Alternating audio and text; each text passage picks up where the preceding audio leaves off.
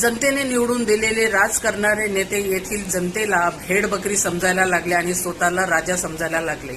मनात येईल तेव्हा ते आंदोलन करतील, मोर्चा रस्त्यावर काढतील आणि त्या रस्त्यावर काढल्यानंतर येणार जाणाऱ्या नागरिकांना कोणाला जॉबसाठी परेशानी होतं जायला, तर कोणाला मुलांना आणायला वेळ होतं, तर कित्येक नागरिकांना त्रस्त व्हावं लागतं आणि यांच्यासाठी स्पेशल रस्ता जो आहे हा रोखलेला जातो.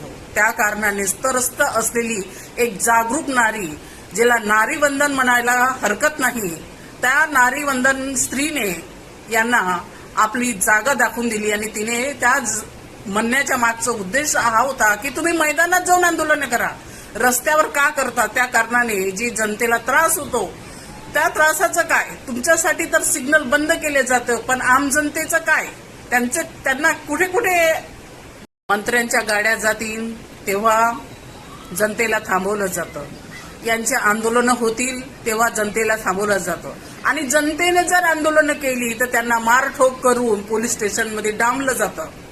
इथेपर्यंत की स्त्रियांचा सुद्धा मान सन्मान केला जात नाही. आणि हे नारी शक्ती वंदन करणार, कसली नारी शक्ती वंदन, जिथे नारीला सुख समाधानानं जगायलाच मिळत नसेल तर असली नारी शक्ती वंदन तुमची कोण्या कामाची.